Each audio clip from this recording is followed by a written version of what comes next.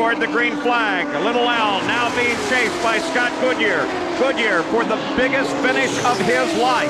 Little Al probably has a decisive edge in experience in these situations. If you think back 3 years ago with his last lap battle with Emerson Fittipaldi, but it may very well be that today Scott Goodyear may have the better machine here. You see Little Al trying to throw him out of his slipstream, his draft there, by cutting across the straightaway.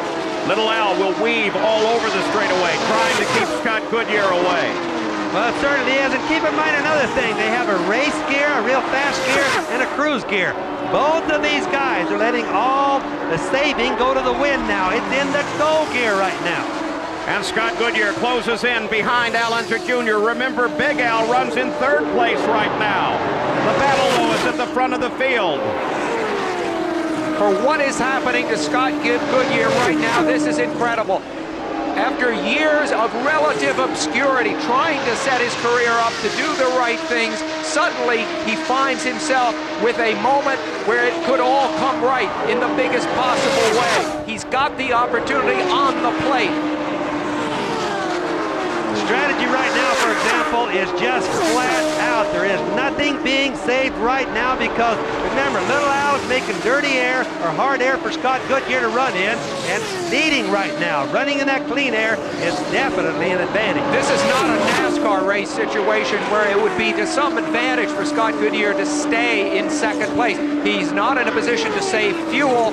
I think if he can make the pass, he's going to make the pass. I think Little Al at this point may be just sheer finding more turn speed, Bobby. And what he's going to do is he can fine-tune the track because he has nobody's dirty air to run in. He can set and fine-tune. He'll be running the track in inches in different places, Sam, to try to figure out the fastest place. And he uses his mirrors behind him, seeing where Scott is, to see whether he's gaining or losing. Scott Goodyear tries to keep out in clean air so he can keep his radiators cool on the car, keep the engine cool. They're turning the laps at 223, almost 224 miles an hour. 196 laps are complete. Little Al told me a week ago, he says, I'm going to have to run the last laps around 225. Darn if that isn't pretty close, Paul. Neither car in contest at the moment. Scott Goodyear trying desperately to make up the distance. He's inching up on Al Unser Jr. And Scott Goodyear is now right there, right behind Little Al. He follows Little Al down the main straightaway. Anywhere Little Al goes, there is Scott as well. And further, when you weave back and forth like that, you scrub off a little bit of speed too, but Scott has nothing he can do except to follow him because he needs the drafting.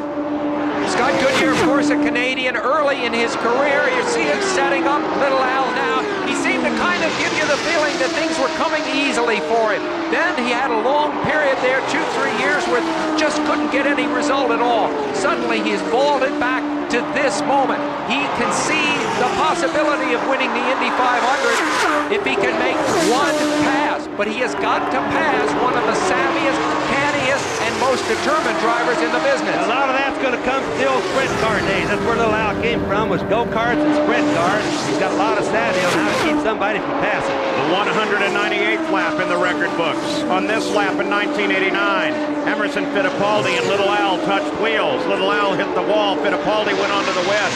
Scott Goodyear still trying to catch him.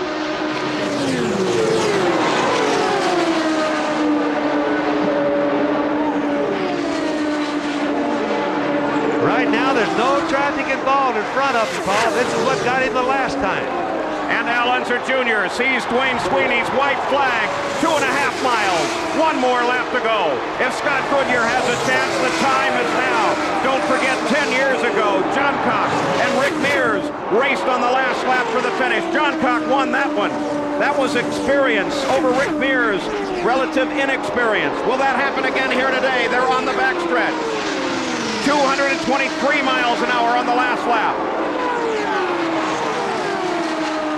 No traffic involved.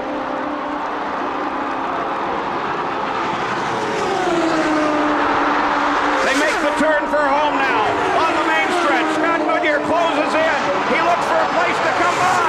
Scott Goodyear tries it, but no. I believe that's the closest finish in Indy history. Closer than the race 10 years ago when John Cox beat Rick Mears. 10 years ago when Little Al was new to this track. And now